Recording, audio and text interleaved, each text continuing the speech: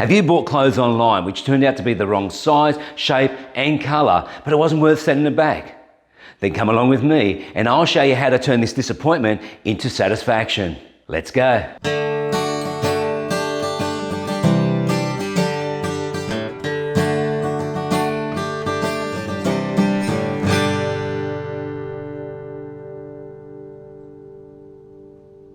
Hey guys, Musa here from Quantum Home Improvements and Solutions. Welcome back to the channel.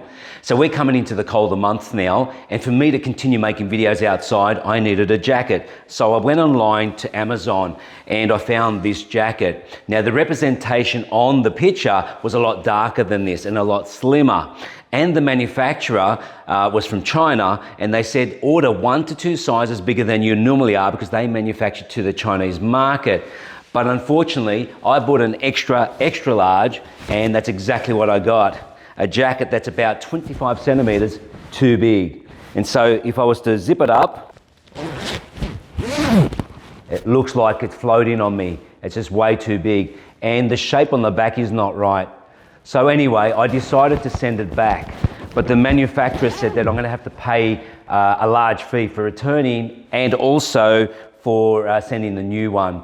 And I wasn't happy with it, and plus I wasn't happy with the color, which is probably my biggest disappointment. So the manufacturer then offered me a discount to keep it, which really wasn't a solution for me. So I weighed up my options and just took the discount and got it at half price.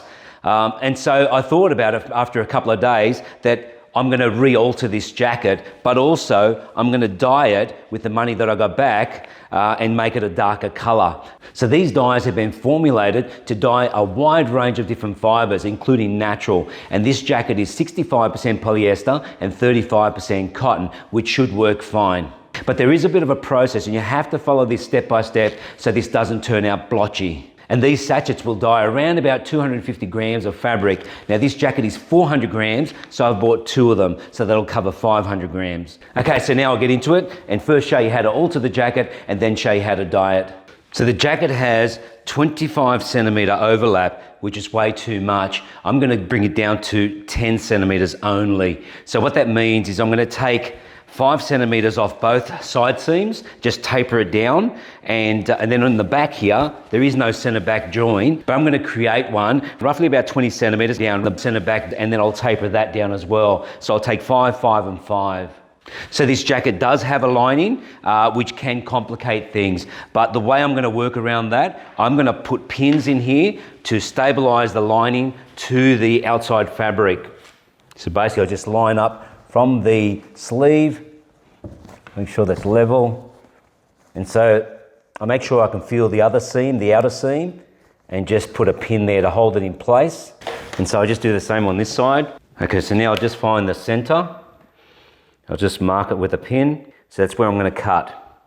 And I'll probably start the stitching around here somewhere at that point. Okay, so now I'll just get the center between the armholes. Okay, so the chest width is 72 centimeters.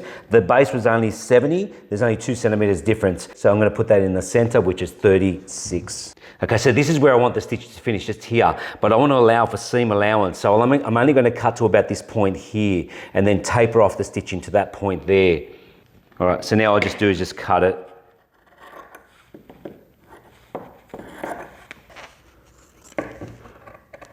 Okay, done. Now these are fabric scissors and should only be used to cut fabric, never to cut paper. I'll just take these pins out. I don't need them anymore. I do need one just up there. I'll leave that one in. Okay, so all I'm going to do now is unpick these hems. Okay, so you can see here they've used a very wide top stitch. So all I'm going to do is just unpick that. Okay, and that will separate it. So I'm going to give myself a bit of room to stitch. So there's the side seam just here, and I'm going to take 5 centimeters off this area. So I'm going to stitch 2.5 centimeters both sides. Okay, so where my fingers are roughly there. So I'm taking the back so I've got a bit of room to work with.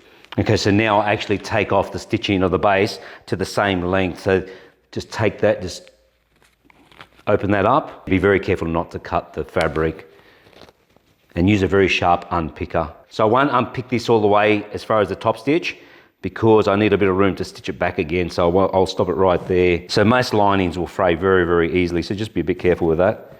All right, just take all these threads out. Okay, so now both sides have been unpicked, and now I'll stitch it back together. So the first thing I'm going to stitch is the side seams. So I'll just turn that inside out. And so this is the armhole just here, and I'll just stitch just under the armhole and just slowly open it up.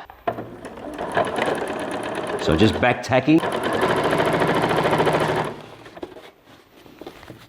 So you can see I'm just slowly opening that up.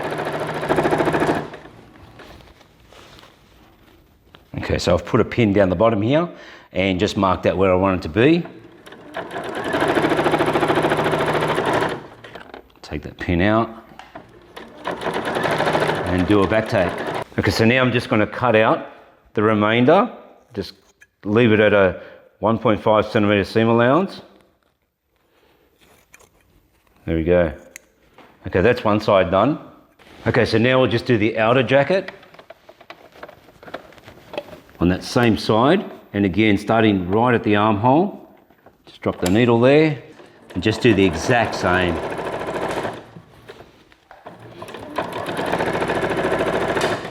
Just watch out fabric doesn't go in your way. Okay.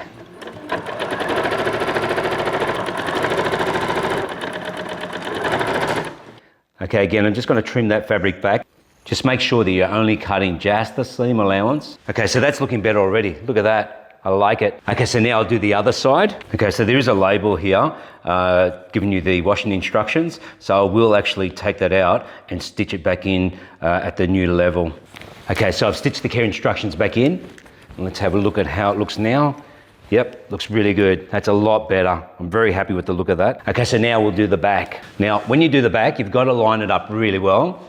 Make sure that you've got to the pinnacle, the point where you've cut, and match it back up. And also match up your stripes, because this is really important at this point. In actual fact, what I may do here, to be really extra careful, I'm going to put a pin at every level of the stripe to make sure that I land them at the same level, because I want those to match up, to marry up.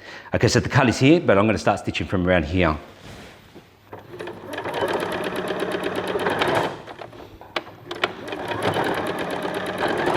Okay, I'm going to hold this fabric fairly firm so there's no crimping of the fabric. So again, I'm only stitching around about 2.5 centimetres.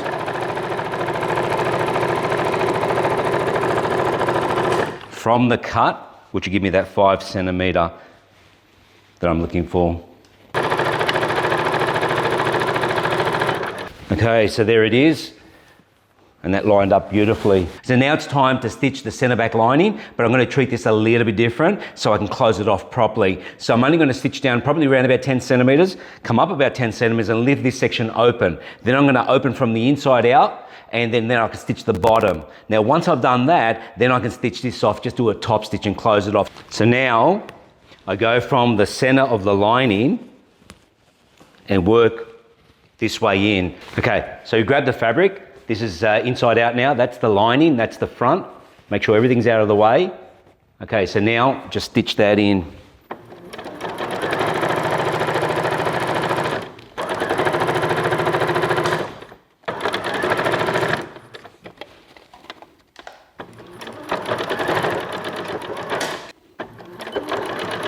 Okay, so the bottom's done. Okay, so now I'll just pull that through the back lining. Okay, so that's the bottom done. So all we've got to do now is just top stitch across there. Okay, so this top stitching is roughly about 2.5 centimetres. I'll just make sure I've got a guide here, so I'll use the guide all the way across, make sure that I keep it consistent. So this will need a bit of an iron when I'm finished with it.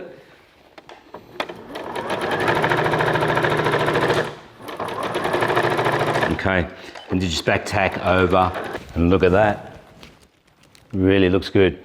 Okay, so the last thing now to do is close off this hole in the lining. Okay, so now I've put some pins in just to hold in place, and now I'll stitch it.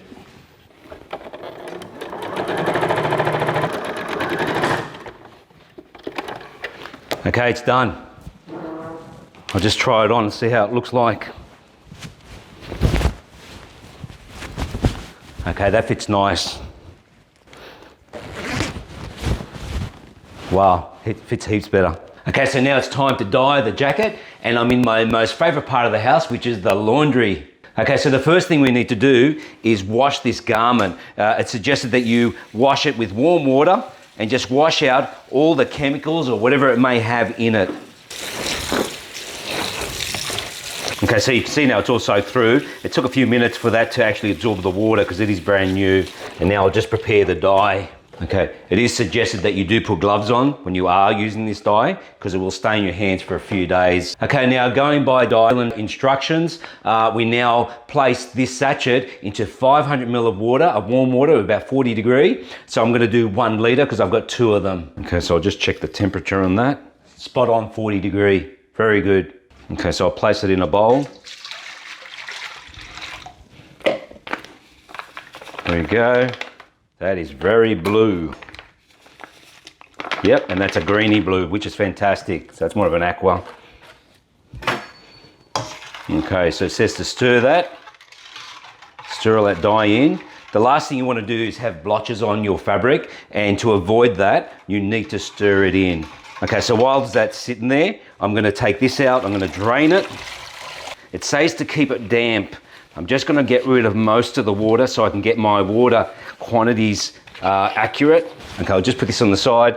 Now I need to fill up the tub, 6 litres per packet, so it's 12 litres. I'll just mix this just a little bit more. So you can feel the granulates in there. So you've got to make sure you dissolve that well. Okay, so I'm choosing to use a stainless steel sink and also bowl because they're going to clean easier. If you use a plastic or anything else, it may be very hard to clean them. Okay, so once again, sitting on 40. That's very, very good. Okay, so now before you put the dye in that, it says to mix in 250 grams, 10 tablespoons of salt. Now we've got 2 lots, so we're going to have to put in half a kilo, 20 tablespoons. So it's a lot of salt. So salt is a very big factor to this dye. Now, so there's different ways of dyeing fabrics. This is just one brand, one technique. Okay, so once again, we're sitting on 40 degrees Celsius. Okay, so that's stirred well. Now I'll put in the dye. Look at that. I'll just clean this bowl out. Okay, now you need to stir this in. Stir it really well. You've got to make sure that it's an even consistency before you put your fabric in. Okay, the moment of truth. Now we'll put the jacket in. It says to submerge it all, so make sure that you get it all into the water. So you've got to make sure that everywhere gets the dye.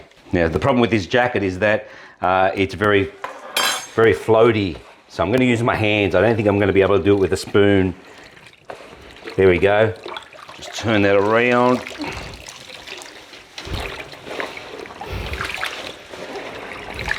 So this will not dye instantly. It takes a while. So it says to stir it for 15 minutes. So the lighter the color, the more dye you need to put in this. Okay, so now that's 15 minutes of stirring. Now I'll let it sit for 45 minutes and just periodically stir it. I forgot to mention earlier that I did get these nylon dyes from Spotlight in Penrith. So if you haven't been into a Spotlight store, you'll find they've got a wide range of products. And I'd like to say thank you to Nicole, Amanda, and to Rebecca. They're always very helpful and I really do appreciate it. Okay, so now it's time to rinse this out in cold water. It's not as dark as I thought it would be, but it's still better than what it was. So it's not too bad compared to my shirt. Okay, so then once you wash it with cold water, then you wash it in warm water. So you can see there that the water is actually fairly clean now. There's hardly any dye in there. Beautiful. That's done. Okay, so I've strained and rinsed out as much water as possible, and now it's time to dry it. But they do suggest that you do not put this in direct sunlight or in heat, so you can't put it outside. So I'm going to place a towel on the table and place this on the towel and just let it dry indoors. The jacket's been sitting on the table for a couple of days and now it's totally dry and ready to try on. And so when I made the alterations, I did take into consideration the shrink factor. And so all fabrics and fibers will shrink. And I'm expecting this one to shrink a little bit, being a poly cotton. But that fits beautifully. I'm very happy with that. Feels very nice around my chest and it feels nice around my hips and my waist. So I'm very happy with that. So it's really important to take note when you're working outside next to machinery and tools, you could very easily get your jacket caught on something if it's loose. And this is perfect for me. And so I've turned a big disappointment into a huge satisfaction. I'm very happy with it. And even the color turned out really well.